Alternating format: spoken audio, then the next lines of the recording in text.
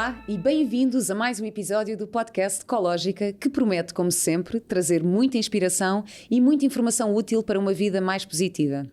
Hoje tenho a honra de receber o professor Dr. Manuel Pinto Coelho, um médico de renome em Portugal, conhecido pela sua dedicação à medicina anti-envelhecimento. Com uma carreira distinta marcada por inovação, o Dr. Pinto Coelho é um pioneiro na promoção da saúde preventiva e qualidade de vida. Formado em Medicina pela Universidade de Lisboa, é autor de várias obras influentes na área da saúde e fundador da clínica Chegar Novo a Velho, premiada internacionalmente. Olá, doutor. É para mim um enorme prazer estar aqui consigo hoje, por isso muito obrigada por ter aceitado o meu convite e por estar aqui a conversar comigo sobre estes temas que são tão importantes. Muito obrigado, Vera. Agradeço-lhe muito ter-se lembrado de mim e ter-me convidado. A pessoas entrevistadoras assim como você, bonitas para caramba, levanta-me um problema que eu fico meio aparvalhado e para sair assim as coisas mais assim ao lado. Eu vou passar a convidá-lo todas as semanas, que eu saio daqui com o ego inchado. Não acredito que foi a primeira pessoa que disse. Mas é para dizer que tenho todo o gosto em estar aqui consigo. E pronto, e olha, estou aqui ao seu dispor para dizer, tentar corresponder à generosidade da apresentação que fez. Foi uma apresentação muito generosa que fez e eu vou tentar estar ao nível dela. Como tal, chute que eu tento dizer. Tenho a certeza. Não é dizer a razão, eu vou dizer as minhas verdades. Aqui não há verdades. E foi exatamente por isso que eu convidei. E por isso eu gostava muito de começar por lhe perguntar o que é que o motivou a começar a questionar os métodos da medicina mais convencional e começar a optar por outras práticas. Muito bem, boa pergunta. Tenho que dizer então, antes de dizer o que é que me motivou, dizer às pessoas que quem me escuta e quem vai ouvir da minha boca é, como disse bem, é a minha verdade. Como tal, não substitui a verdade do médico assistente, que melhor do que eu conhece cada caso. Como tal, quem me escuta não filtra sempre com o médico assistente aquilo que eu for dizer, por muito sensato que possa parecer as coisas que eu vou dizer. Indiretamente à sua pergunta, depois eu peço que avance, porque eu vou atrás da emoção e é uma chatice grande. É uma chatice grande, porque realmente o que me levou a mudar de registro, eu vinha tentando ajudar toxicodependentes durante muitos anos, tive duas clínicas, uma em Galamares, outra em Gondomar, durante muitos anos, tinha livros escritos também quando tentava ajudar toxicodependentes, e aquilo que me levou a mudar para esta área, para a área do anti-aging, da medicina mais saudável, diria, foi um caso que eu tive lá em casa com um filho meu, com um problema gravíssimo, que demorou 12 anos, ainda demorou 12 anos por cá, hoje já está melhor que eu lá em cima a olhar para mim, mas foi esse caso que eu lá estive que me obrigou a tentar pesquisar outras formas de o ajudar, porque na altura a resposta convencional não me resignei. Está a falar do seu filho Bernardo? Do filho Bernardo. A resposta convencional era dar-lhe um comprimido de 12 em 12 horas e fazer fisioterapia. Eu penso, não, cara, qualquer pai normal médico que recebe uma notícia destas tem que fazer qualquer coisa, não pode aceitar que isto possa ser assim. E na realidade foi aí, respondendo diretamente à sua pergunta, que fez com que este seu entrevistador tentasse investigar e ir por caminhos que nem sequer sabia que existiam, para o ajudar e ir mais diretamente ainda à sua questão. Percebi, ainda hoje não perco a oportunidade de dizer, porque a ideia é ajudar, não é ajudar as pessoas, que o programa académico do curso que eu tinha feito entre 1966 e 72, quando você ainda nem existia, nem nos planos dos seus pais estava ainda, não havia uma cadeira de nutrição, como acho que ainda não há. Há só uma ou duas faculdades de medicina que já incluem um programa de nutrição, mas a maioria delas não tem. E percebi claramente que não fazia sentido nenhum, não é? E foi nessa altura quando aconteceu, quando soube do diagnóstico do seu filho, foi quando começou, de facto, a olhar para a importância da nutrição. Percebi que dei ouvidos àquilo que fazia de uma forma matemática a crítica, que era fazer o juramento de Hipócrates, já tinha feito logo em 72 quando saí da faculdade, mas o juramento de Hipócrates não é o pai da medicina, toda a gente sonha com aquele momento, e depois o homem ensinava que o alimento era o nosso principal remédio, e eu pensei aqui qualquer coisa que não bate certo, então toda a gente encantada com o Hipócrates, põe o Hipócrates no sítio que ele mereceria lá nos pinga, e depois ninguém liga nenhum ao homem, e ninguém liga nenhum ao alimento, e de quem estuda o alimento. E que então comecei a perceber que havia muita coisa a fazer, a começar por perceber alguma coisa do alimento. E então foi decisivo, pelos aninhos a mais que o Bernardo cá teve, para além daqueles que normalmente as pessoas com esclerose lateral amiotrófica têm de vida, normalmente a doença que ao fim de 2, 3 anos, em princípio, as pessoas marcham. O Bernardo teve 12 anos cá e realmente foi muito, muito, muito por responsabilidade da forma diferente como ele se começou a alimentar. E depois outras coisas que vieram a seguir, como o sistema imunitário. Hoje a casa onde eu trabalho, diria que é uma casa, é um bocadinho vaidade dizer que é uma casa especializada em tratar o sistema imunitário. Mas lá que fazemos tudo quando sabemos e podemos para tratar as pessoas através dos fortificados do sistema imunitário, tem muito a ver com o Bernardo. Claro, eu queria voltar aqui um bocadinho à parte da nutrição também. E depois à parte da toxicodependência e dos comprimidos, mas já vamos aí. Queria só partilhar um bocadinho também consigo a minha experiência. Eu só comia porcarias. Só comia porcarias. Já até tinha essa figura, não? Eu tinha sorte, sim, por acaso tinha uma boa figura. Mas quando engravidei, meu filho tem agora 9 anos. Quando engravidei, eu comecei a ganhar mais consciência do meu corpo, comecei a ganhar consciência de que estava a criar um ser dentro de mim, que eu queria que fosse saudável, e então comecei a ter muito mais consciência da nutrição, dos alimentos que eu comia e tudo isso. E eu lembro-me, a minha primeira obstetra, eu entretanto mudei de obstetra no 3º mês de gravidez, porque achei estranho algumas afirmações que ela fez. Eu engordei 2 quilos da minha primeira para a segunda consulta. E ela olhou para mim e disse, não, Vera engordou 2 quilos, não pode engordar 2 quilos. Eu pensei assim, mas ela não está a olhar para mim, porque eu sou super magra. Para já, qual é o problema de eu, numa gravidez, estar a engordar 2 quilos?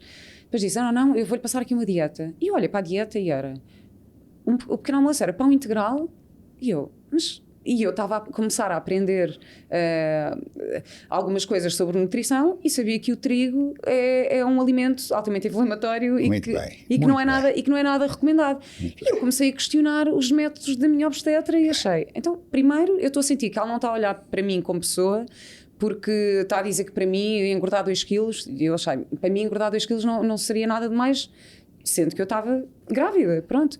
E depois achei que a dieta que me estava a passar não fazia sentido nenhum com as coisas que eu estava a estudar, à parte daquilo que ela me estava a dizer. Há, na realidade, um vazio de formação, de informação dos meus colegas, as pessoas todas que comigo a partir da minha, e antes se têm licenciado, porque essa informação não é dada. A informação não é dada. Não há uma cadeira de nutrição e, logicamente, não havendo nutrição, ninguém sabe o que se passa com os suplementos nutricionais, para não falar já nos suplementos hormonais. Quer dizer, é uma área que não faz parte, diria, do léxico do médico formado pelos cursos mais tradicionais das faculdades de medicina. E eu percebi que tinha aqui uma área, não é... Portanto, é vital. Eu falei há bocado do Hipócrates. Essa é só uma das frases, talvez aquela que mais o notabilizou, é que o alimento é o nosso principal remédio. Isto para voltar ao Hipócrates e para o julgamento de Hipócrates, que é aquilo que qualquer estudante sonha em fazer, a primeira coisa que faz quando faz a última cadeira. Essa é realmente aquela que torna mais popular, que é o alimento é o nosso principal remédio. Mas depois há outras. Eu já vai ver onde é que eu quero chegar. Outra é, quem não conhece o alimento não sabe tratar doenças. Temos dentro de nós tudo quanto precisamos. Todas as doenças começam no intestino e aquela mais notável delas todas é, em latim é mais giro, primo non nocere, first to not harm, em bom português, primeiro não fazer o dano. E a Vera não imagina as coisas incríveis que eu tenho vindo a descobrir e a ver e a contactar no meu dia-a-dia. É que a quantidade de patologias, eu não vou dizer que se curam ou que se apagam, porque o médico ontem dizia isso ao Miguel Milhão lá na Maia. A palavra, o médico dizer que cura é uma blasfémia quase. Mas, portanto, eu não quero arranjar problemas. Os que tive já os resolvi, para não quero arranjar mais. Mas vou dizer a quantidade de problemas que se minimizam, para não haver problema, pelo facto de mudar o regime alimentar. Pelo facto de, como disse muito bem, cortar com os alimentos inflamatórios. O glúten é um deles, depois há a caseína e o açúcar. Porquê? Porque, na realidade, os alimentos inflamatórios são aqueles que vão danificar o local onde está situado grande parte do nosso sistema imunitário. O que queria chegar novo a velho é arranjar formas de escapar incólume às agressões a que a pessoa é feita. E o nosso organismo tem resistência limitada aos insultos que recebe. E nós, na faculdade, não recebemos esse treino. Resistência limitada aos insultos que recebe. À altura, não ainda mais, nós só comermos alimentos inflamatórios. Se tivermos a permeabilidade do intestino aumentada, o intestino tem uma parede para quê? Para evitar que aquilo que a gente come passe para o sangue, senão o intestino não precisava ter parede nenhuma. Se essa parede tem soluções de continuidade várias, está com a sua permeabilidade aumentada, e se aquilo que nós comemos antes de chegar cá abaixo passa para o sangue, e temos a fazer companhia às proteínas, às plaquetas, aos glóbulos brancos e aos glóbulos vermelhos. Passamos a ter proteínas mal digeridas, detritos alimentares, toxinas, bactérias. Ao obrigar o hospedeiro a responder com uma reação do corpo estranho, acontece que a pessoa não pode ganhar saúde dessa forma. A quantidade de situações, Vera, não só as autoimunes, mas a quantidade de situações, doenças autoimunes, doenças neurodegenerativas, como o Bernardo, as doenças do síndrome metabólico, obesidade, diabetes, hipertensão arterial, hipercolesterolemia, cancros, a quantidade de situações que melhoram gritantemente em pouco tempo, pelo facto do intestino passar a estar com a sua parede o menos inflamada possível e o menos esburacada possível, não imagina.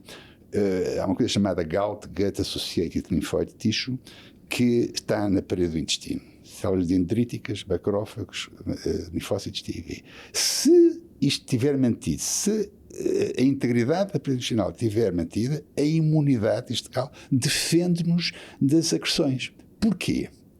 Porquê que é importante dizer isto? Eu estou encantado que a sua questão tenha levado a coisa para este lado. Porque nós estamos todos, enfim, é assim que as coisas acontecem, virados para a semente e para o dano que a semente pode provocar. Mas, a ver, não é preciso ser lavrador ou agricultor para perceber que o terreno onde cai a semente importa muito mais que as características da semente. O terreno, neste caso, a semente seria estes vírus e bactérias, e o terreno é o nosso corpo. O terreno é o nosso corpo, e claro, os vírus e as bactérias, os protozoários e os fungos, por mais Covid, anastácias ou joaquinas que sejam, ficam a falar sozinhas se o terreno não deixar. Ver, acha normal, durante os 2 anos de pandemia, quem ia à televisão falar do problema era só virologistas e tudo a falar do terreno, tudo a falar da semente, tudo a falar. Então, e o terrenozinho? Ninguém lá apareceu a dizer, se nós quisermos, se trabalharmos o sistema imunitário, se dermos músculos no braço de ferro, que quem quer chatear na altura então pronto, então ótimo que estamos aqui e que estamos na televisão e que podemos falar sobre isto, que é, então já percebemos que para promover o nosso sistema imunitário temos que promover a saúde do intestino. Como é que o podemos fazer na prática? Bravo. Intestino porquê? Porque 70-80% do sistema imunitário está no intestino, 10%, 10 a 15% de pulmão, 5% de pele. Portanto, ter um intestino saudável. Como é que temos um intestino saudável? Sendo práticos e pragmáticos. 3 estratégias. A mais importante, de longe, que é completamente borra, não custa um tostão a ninguém, não é preciso ser rico, é fazer uma evicção dos alimentos inflamatórios, como disse muito bem, o glúten que se referiu, mas também a caseína dos produtos lácteos e o açúcar. Quem está 3 semanas a passar ao lado, é preciso ser artista para passar ao lado destes 3 elementos. Se chegar nada de fome a um restaurante, põe aquele couvert maravilhoso, aquele cheirinho incrível. É não, por causa do glúten é um bocado difícil. Mas se a pessoa for artista e conseguir fintar essas situações, é recompensado. E acha que é sempre, porque, por exemplo, parte da saúde também é a parte, ou seja, a saúde social também é bastante importante para a nossa saúde. Certo, e se me deixar, eu vou lá, mas deixe-me dizer quais são as outras 2 estratégias para não saltar umas coisas e para as pessoas ficarem insuficientemente informadas. Primeira estratégia é a ficção de facto do glúten, caseína e açúcar, os ditos alimentos inflamatórios, em ordem que o intestino fique, a parede do intestino fique mais saudável, não fique tão descontinuada e não fique tão permeável. E depois ainda por outra coisa extraordinária que o António Damasio disse num livro incrível que ele escreveu chamado A Estranha Ordem das Coisas. Ele diz na página 192 esta coisa extraordinária que a Vera, se não sabe, vai gostar de saber. Decorou o livro todo? Não, eu fui a página, cita a página de cor. Estava a ver. Página 192, se eu disser assim, então e a página 33? Não, é que o livro é um bocado seca. Para já é aquela linguagem de investigador, de grande neurologista. Há quem diga que de vez em quando pode ganhar o prémio Nobel, tem uma linguagem que até para os médicos é difícil de lá ir. Mas é um calhamaço deste tamanho, para não obrigar as pessoas a lerem realmente a estranha ordem das coisas, vão ler só a página 192, que está lá esta coisa que a Vera nem acredita, caso ainda não saiba. O mundo dos sentimentos está totalmente ligado ao intestino.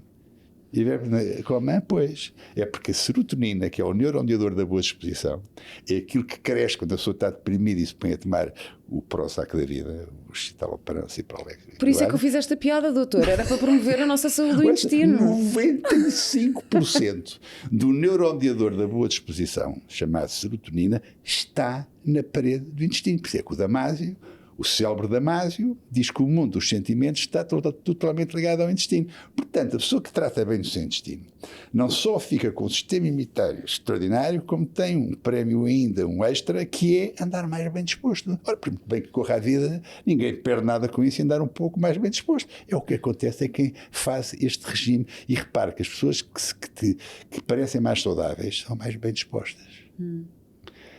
95% da serotonina. E depois a dopamina, que tem outro neuroondeador que tem a ver com a alegria e a tristeza, também está largamente representada no intestino. O intestino é um órgão fabuloso, aqueles 7,5 metros de tripa, que nós, quando saímos da faculdade, muitas vezes pensamos que é só um canal de passagem de gases mais ou menos mal cheirosos, mais umas matérias castanhas lá no meio, tem muito que se lhe diga, porque na realidade tem esta história toda de, essencialmente, promover o sistema imunitário. Mas, portanto, primeira estratégia, evicção dos alimentos que inflamam a parede. Segunda, meter lá dentro a boa bicharada. Nós temos 10 trilhões de células, mas temos 100 trilhões de micróbios dentro do nosso intestino, chamada microbiota, que nos pesam 2 quilos. 2 quilos dessa elegância é a bicharada que tem dentro do seu intestino. E se nós formos bons inquilinos para essa bicharada... Eu ainda tomo os meus probióticos. É disso que eu estou a falar. Exato, se nós tivermos esses 100 trilhões de micróbios, que é exatamente isso que faz tomar probiótico. Eu, por acaso, recomendo um que além do probiótico, que é pré-biótico, ou seja, é aquilo que alimenta as bactérias do probiótico, por isso é que se chama simbiótico, para mais pré. Portanto, segunda estratégia, se tivermos lá dentro a boa bicharada, se formos bons inquilinos para esses micro-organismos que temos dentro do nosso intestino chamado microbiota, ficamos, na realidade, bem mais saudáveis. A terceira estratégia, disse que eram 3, a terceira estratégia é 2 vezes por ano desembaraçar a parede do intestino das matérias que lá se agarram. Imagina bem quais elas são com o dia-a-dia. Portanto, se fizermos essas 3 estratégias, temos um intestino mais saudável. Estava aqui a falar de pré-bióticos e probióticos. Pode explicar aqui um bocadinho? Ou seja, os probióticos ficaram um bocadinho na moda agora, não é? O probiótico é os micróbios, principalmente bactérias, que pululam no nosso intestino, que têm genes, 99% do nosso equipamento genético é dos micro-organismos que temos dentro de nós. Portanto, nós estamos seres eminentemente estrangeiros, porque, de facto, 99% do nosso genoma está nesses micro-organismos. É uma coisa extraordinária, e investigação incrível que se está a fazer. Há uma faculdade de medicina já, Universidade Nova, Faculdade de Ciências Médicas da Universidade Nova de Lisboa, que tem uma cadeira de Ciências da Nutrição, onde está já a investigar isto, e se está a investigar a sério, está-se a testar transplante de fezes para tratar situações, muitas delas não é só a doença de Crohn ou colipulcerose, outras situações autoimunes graves. A Vera sabe que num grama de fezes tem mais bactérias do que habitantes em cima da Terra. Bem, ok. É uma coisa inacreditável. Mas explique-me lá, então o pré-biótico... Portanto, o pré-biótico que são fibras, portanto ácidos gordos de cadeia curta, que alimentam as bactérias do probiótico. Portanto, logicamente, dá as bactérias muito bem, mas depois dá quem lhes dê de comer, então, pré-biótico. Se quer saber quais é que elas são, eu vou dizer... alho, abóbora, berinjela, couve, cenoura, cebola, nave e pepino. Ai, não, mas isso é caríssimo, doutor. Isso vai muito ser mais prático meter uma capa pela boca abaixo, ainda por cima baratíssima, do que estar a meter lá então, o frigorífico. Alho, abóbora, berinjela, couve, cenoura, cebola, nave e pepino. Ok, eu disse o alho. Não é o alho. Não é o alho. É aquele que tem, que é do melhor que há, enfim, tem vantagens tremendas, mas é realmente interessante a história do probiótico. E depois a terceira estratégia, desembaraçar então a parede 2 vezes por ano com a dita hidrocolonterapia. Há quem faça com ozona, há quem faça de maneira ou de outra, mas realmente das 3 estratégias, Vera, aquela que é mais dispensável, porque logicamente que é mais importante é a evicção dos alimentos inflamatórios. Quais são, já falou nos alimentos... É os que têm glúten, falou do glúten, há também os alimentos que têm glúten é o trigo, centeia, cevada, trigo normal, que o trigo sarraceno não tem glúten, portanto, os cereais que não têm glúten, vamos pela positiva, é trigo sarraceno, amaranto, quinoa, alfarroba, teff, milé e depois, logicamente, o arroz, o grão, a batata, tudo isso, nada disso tem glúten. Agora, trigo centeio suado, a aveia não tem glúten, mas, como é feito muitas vezes nos mesmos tabuleiros onde é feito o trigo centeio suado, recebe vestígios. Portanto, embora nós saibamos que a aveia não tem glúten, convém ver lá escrito sem glúten. Sim, mas já se pode adquirir aveia sem glúten. Sim, mas é preciso dizer isto, porque a aveia não tem glúten. É a mesma coisa que dizer um ovo sem glúten, ou dizer porque não tem glúten, estou a comer feito nos mesmos sítios dos outros, convém ter essa noção que pode haver traces, pode haver vestígios de glúten, então é bom ter essa indicação, porque de facto o glúten é um desastre. O glúten, a raiz etimológica da palavra glúten é grega, quer dizer cola, e é elástico. As pessoas comem glúten, eu gosto de usar como figura de estilo para explicar a minha ideia. O croissant e o palmier. Eu digo que as pessoas que têm glúten parecem croissants, as pessoas que deixam de comer glúten viram palmiers. E na realidade é verdade, a pessoa fica mais seca. Ao fim do mês perdeu 3, 4 quilos sem saber ler nem escrever, porque ficou mais seca, porque não tem glúten, e o glúten de facto incha, não é estar mais gordo ou estar mais magro, não, é estar mais inchado ou menos inchado. No entanto, há imensos produtos no mercado que dizem que não têm glúten, mas que depois vamos lá ver e têm uma série de vestígios. Não, ou que têm uma série de corantes ou de isso é outra conversa. Isso é outra conversa. Mas ou seja, só estou a dizer porque às vezes nós achamos, estou a ser saudável, vou comer as bolachas sem glúten. E de repente vamos olhar para o rótulo e o rótulo tem uma série de ES e coisas que não sabemos o que é. Quanto mais processado é, mais industrializado é, mais a mãozinha, mais o homenzinho mete a mão, mais estraga. Porque na realidade o objetivo é sempre comercial, de uma maneira ou de outra, de forma mais visível ou mais inteligente ou menos visível, é sempre objetivos comerciais. Aquilo que menos mal faz é a produção local. Não, é o que vem da terra. Não é aldrabada, não tem pozinhos de plim-pim-pim, não há glifosatos, não há nada da Monsanto, nem da coisa. E portanto, o ideal seria viver no campo com um protetor de galinhas e de coelhos e de perus e alguém que tivesse uma horta com as coisas, as frutas todas e os sais todos que nós queremos. Isso era realmente uma coisa fantástica. Isto é utópico. Nada disso existe. Então, nós não podemos também generalizar e dizer que toda a gente deve fazer as coisas da mesma maneira. Nós temos sempre que ter a preocupação de personalizar a nossa abordagem. Depende sempre das características da pessoa o aconselhamento que nós lhe devemos dar. Porque depende, se a pessoa for um posto de saúde tipo Vera, pode fazer uma asneirazinha de vez em quando, até para melhorar para preservar a sua saúde mental. Não, eu faço as minhas. Eu costumo dizer, doutor, eu não sou nada fundamentalista. Eu, por exemplo, eu sigo uma alimentação maioritariamente vegana, mas não sou nada fundamentalista. As minhas intenções são sustentabilidade e saúde. Bem. Ou seja, se por exemplo eu estiver no Algarve ou nos Açores, ou se eu estiver nos Açores e for mais saudável e mais sustentável a comer o peixe que foi pescado pelo o chefe que está no restaurante naquele dia, ou aquele bifinho de vaca que tem todos os aminoácidos essenciais, como se sabe. A carne, por acaso, a carne... Depende, se for uma carne que não for uma carne que o produtor ou o dono ter lá para dentro não sei quantas hormonas e antibióticos para aumentar o peso e para faturar mais depois quando vende, se for uma carne biológica, se for uma carne honesta, o Miguel Ribeiro gosta de dizer, o que nós não somos o que comemos, somos aquilo que comemos come. Se aquilo que nós comemos como é que é? Nós não somos aquilo que comemos. Somos aquilo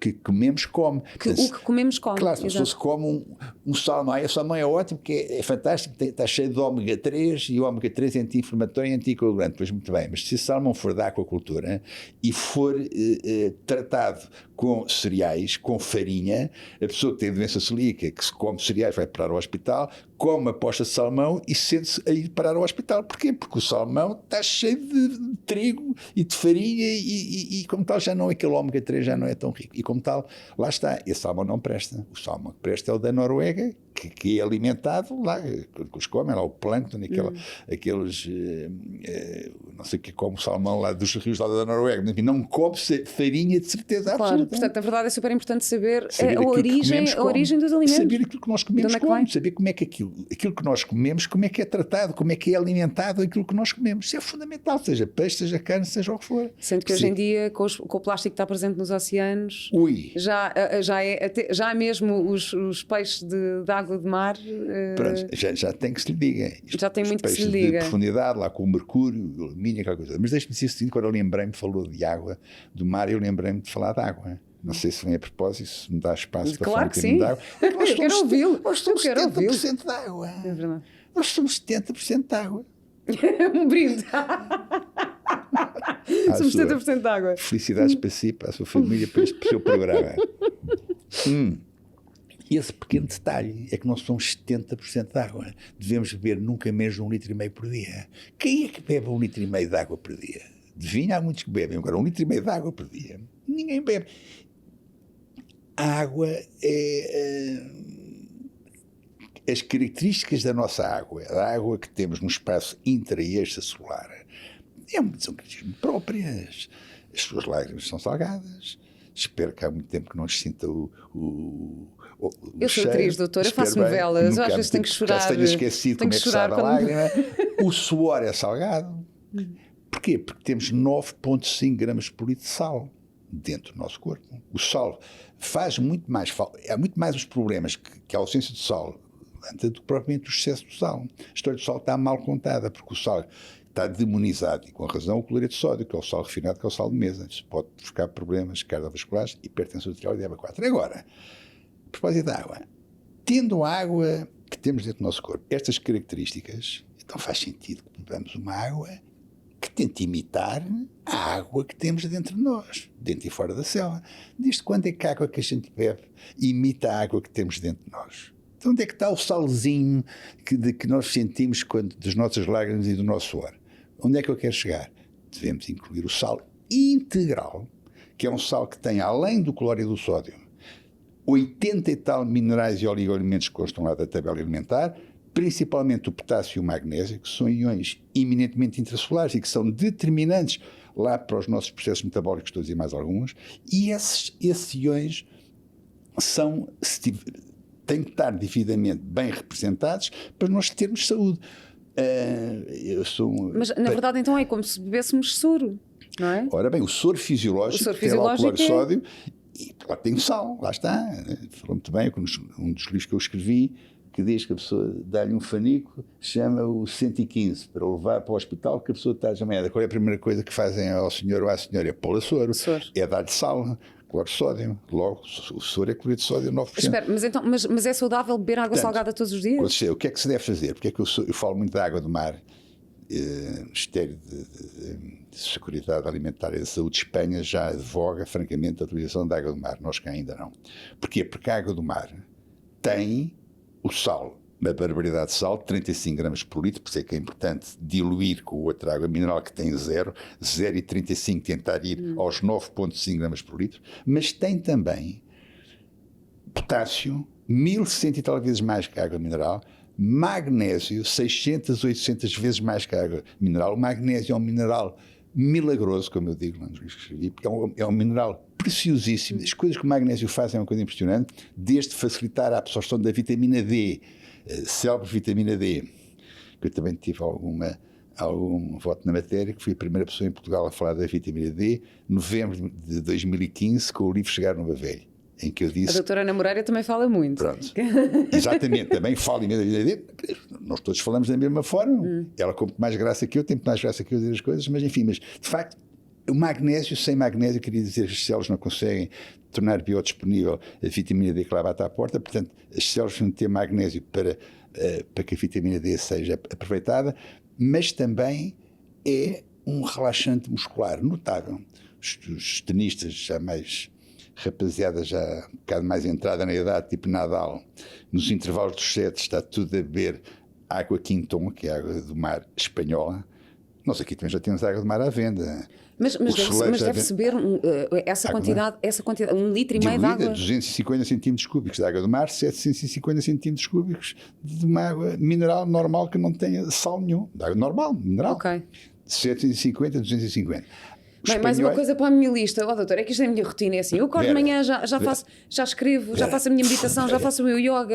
Depois bebo uma água com limão, uma água morna com limão e bicarbonato de sódio. Depois ainda sabe o que é que vai acontecer agora? Faço umas gotinhas de detox. E sabe o que é que vai acontecer agora? Se você começar a beber água, vai ficar com esse cabelo limpo que você tem mais brilhante e sedoso, a pele mais hidratada, as unhas mais fortes, tudo quando seja anexos cutâneos melhora gritantemente. Porquê? À custa exatamente desses minerais e oligoelementos que a água tem. Potássio, magnésio, e ao contrário de magnésio, do Nadal lá a jogar ténis em Miami, com 30 e tal graus, o ar saturado, portanto, toda a possibilidade de ter queimbras, porque a rapaziada já não é nova, no intervalo de...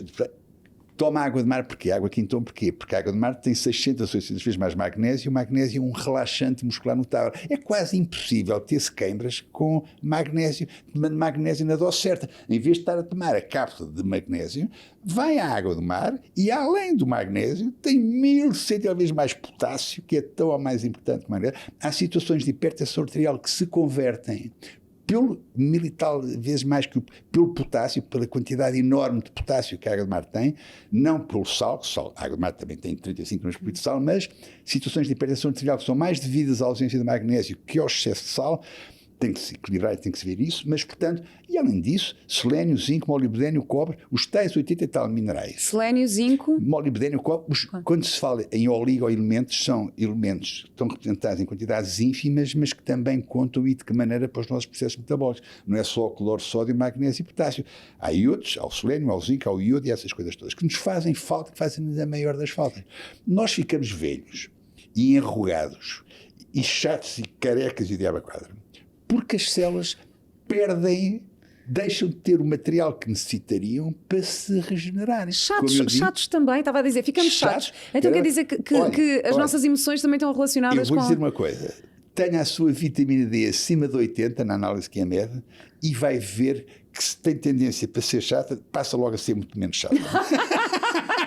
Ouviram? Espero que todos os chatos deste mundo estejam a ouvir isto. É assim, quem está lá em casa, faça a experiência. Se tiver alguém na família, assim, um membro familiar assim mais chato, é um bocadinho de vitamina D. O quê? 10 mil unidades de vitamina D? Não, já agora, 200 unidades por quilo de peso, quando se é miúdo, 2.000 unidades para 10 quilos. Adulto, 50 quilos, 10.000, 100 quilos, 20.000. A doutora Ana Moreira fez um curso para a plataforma ecológica, que é o site ecologica.com, que é um curso para o sistema imunitário, em que ela fala exatamente, há um módulo que é só sobre a suplementação, que ela divide todos os módulos, a vitamina, fala da vitamina D, fala do zinco, fala de todos aqueles que são mesmo importantes nós tomarmos. É tão importante, caramba. A vitamina D, já agora, dizer sempre vitamina D, tem que fazer sempre de outras duas coisas, que é a gordura, o colesterol e é o magnésio. Sem uma coisa e outra, a vitamina D não trepa, não só. E com níveis de vitamina D otimizados, na análise que é a média, 89 gramas por litro, para cima tem a minha 127. Como é que disse? Sem o magnésio, a vitamina D? E gordura. A parede da célula precisa ter colesterol em quantidade normal para ser absorvida. A vitamina D é lipossolúvel. Precisa da boleia de uma gordurazinha para se tornar biodisponível. Há outras 3 vitaminas que também são assim. A A, a E e a K. São estas 4 vitaminas ditas lipossolúveis que precisam da boleia de uma gordura para se tornarem biodisponíveis. Se, além disto, se tomar magnésio, há pessoas que tomam vitamina D e que têm gordura suficiente e que têm níveis de vitamina D mais baixos do que deviam porque se esquecem de pormenor de magnésio. O magnésio é fundamental para a vitamina D. Eu acho que esse é o meu caso, doutor. Agora estou-me a rever aquilo que está a dizer, porque eu tomo imensos suplementos todos os dias. Eu costumo dizer que parece aquelas velhinhas com os seus comprimidos, mas os meus são todos naturais, que eu ando com a minha caixinha sempre, todos os dias, e tenho a minha vitamina C. Ando sempre com os meus suplementos atrás. Mas eu fui à minha naturopata e, entretanto, conseguimos verificar que os meus níveis de vitamina D não estavam... Estava a quanto? Não me lembro qual era o número exato, mas estava abaixo daquilo que era expectável para a quantidade que eu estava a tomar. Olha, ontem num podcast também de alguém distinto com você, mas em homem, Miguel Milhão, veio a propósito da conversa e dizer exatamente que quantidade é que a pessoa deve ter nessa análise 25-HD, que nos dá a noção da vitamina D. E ela disse que aquilo que os boletins de análise normais têm é toxicidade acima de 100. E esse número, no meu modesto ponto de vista, quem me está a ouvir e quem não faz nada sem ouvir o seu médico assistente, mais uma vez eu digo, mas no meu modesto ponto de vista, tem direito a ter um ponto de vista, ao fim de 50 e tal anos a ver doentes. É normal que eu tenha algum saber empírico da experiência que eu tenho tido. Nunca vi caso nenhum em consulta de excesso de vitamina D. Nunca vi. As 3 sumidades que há em relação a este assunto, o americano Michael F. Holick diz que toxicidade é só acima de 150 nanogramas por mililitro. O brasileiro Cícero Gali Coimbra, o famoso Cícero Gali Coimbra, do protocolo Coimbra, diz que toxicidade é só acima de 240 nanogramas por mililitro. Lair Ribeiro diz que é só acima de 300 nanogramas por mililitro. E eu disse ontem, se me perguntarem a mim, embora não me queira pôr no mesmo nível, mas cá na minha dimensão, se me perguntarem qual é que é o valor para mim de toxicidade em relação à vitamina D, eu digo não sei. Digo não sei, claro. Porque eu nunca tive caso nenhum de toxicidade de vitamina D. E as pessoas com níveis de vitamina D otimizados, além de ter um sistema imunitário mais robusto, porque a única forma de sabermos como está o sistema imunitário que nos interessa, que é a imunidade inata, a imunidade global, a imunidade sistémica, a imunidade celular, a imunidade das mucosas, que é a imunidade que é mais duradoura e mais abrangente, porque apanha o maior número de micro-organismos. Essa imunidade ninguém a conhece, porque ela nunca foi estudada. A imunidade que foi estudada é a imunidade das vacinas, que fala-se do antigênio e do anticorpo, quantifica-se uma coisa e outra e pronto. Essa é a única imunidade que nós conhecemos. Não conhecemos a outra, que é a imunidade mais importante, porque é a imunidade mais que nos defende de um número maior de micro-organismos e dura mais tempo. Essa imunidade ninguém a conhece porque nunca foi estudada. A imunologia nunca me interessou estudar essa imunidade. O único indicador que temos dela é a vitamina D. Por isso é que eu reforço de que maneira, como vê, com o ênfase todo que eu estou a dar à questão que me põe, a importância gigante de ter níveis de vitamina D otimizados. E, repito, quem tem níveis de vitamina D otimizados, além de ter mais dificuldade em adoecer, até de se constipar. Eu tenho relatos atrás uns dos outros. Eu nem sequer mais me constipei, eu passava a vida constipado. Eu nunca mais. Além disso, repito, é menos ansiosa, é menos melancólica, é uma delícia, porque de facto a pessoa fica devolvida a si própria, fica bioquimicamente a pessoa que era quando era miúda, e não é como se diz ao menino e ao borracho, põe-lhe a mão por baixo, pode fazer as loucuras todas que nunca adoece, porque tem o sistema imunitário a bater no telhado, com a idade a coisa vai abaixo, e a pessoa que tem esses cuidados, tratando bem a fonte principal da imunidade, como disse, 70% a 80% do intestino, e que depois tem em atenção estas questões, e tem níveis de vitamina D otimizados, claro que se puder ter também o zinco, e o selênio, e a vitamina A, e a vitamina B, e a vitamina C, e a quercetina e outros, fantástico, extraordinário. Mas, mais importante de todos, a vitamina D. E na verdade, quer dizer, 15 minutos de sol sem proteção solar por dia, Pronto. Pronto. Das 11 da manhã às 2 da tarde, dá-me gozo dizer isto, que eu disse isto em 2015, no primeiro livro que eu escrevi, Chegar Nova Velha. Meia hora de sol entre as 11 da manhã e as 2 da tarde, 60% do corpo exposto.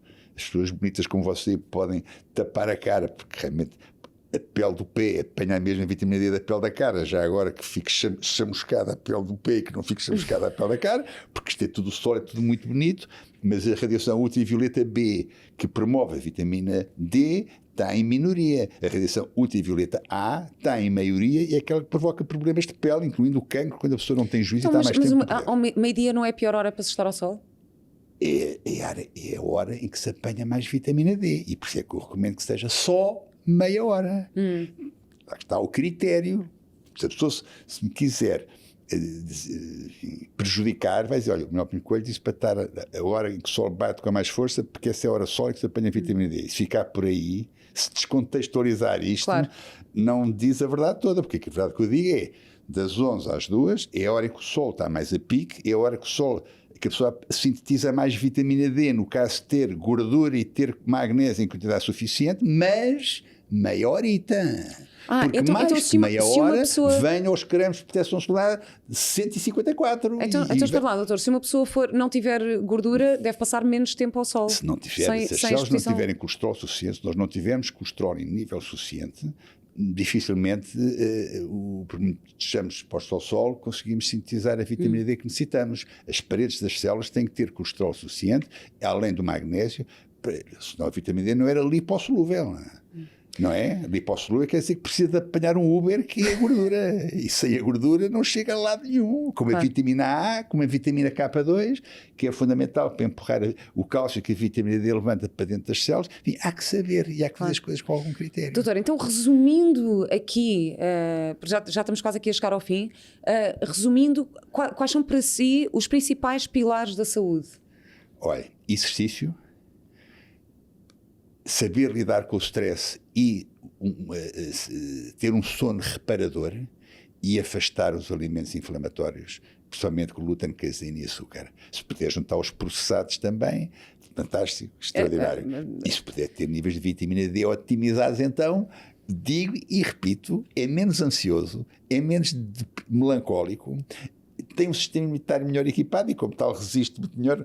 Pode ir com 0 graus centígrados em tronco nu para a rua, que dificilmente se constipará, e uma força de expressão.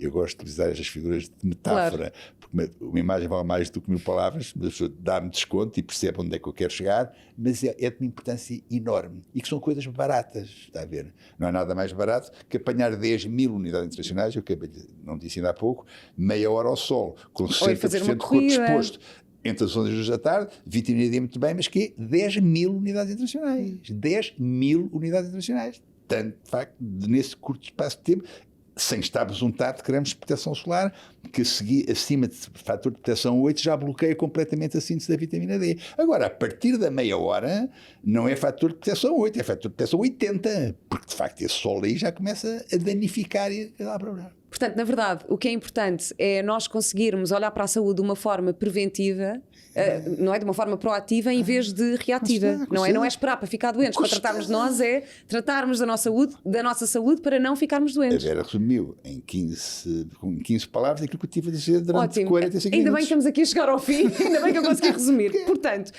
ser proativo é fazer o que tiver que fazer em ordem a não ficar doente. Não é estar à espera que a pessoa fique doente para meter o comprimidinho para a boca abaixo para tratar o que é que seja. Por isso é que eu acho extraordinário quando a pessoa vai ao médico e está lá na consulta e às vezes diz mas eu estive lá e saí de lá nem uma receitinha ele me receitou. Esse é, de facto, o melhor conselho. Eu já saí daqui com uma receita. É o brócolis, como é que é? A berinjela. Alho, abóbora, berinjela, couve, cenoura, alho, abóbora, berinjela, alho. Pepino. Já estou confusa. Vamos lá. Alho, abóbora, doutor, berinjela, vamos sair daqui com uma receita. Diga lá outra vez. Qual é? Alho, abóbora, berinjela, couve, cenoura, cebola, nabo e pepino. Mas o que eu estava a dizer... Já ninguém pode saber que acabou este episódio sem uma receitinha, doutor. Pelo menos eu saio daqui com uma receitinha. Olha, quando o médico... temos mesmo aqui...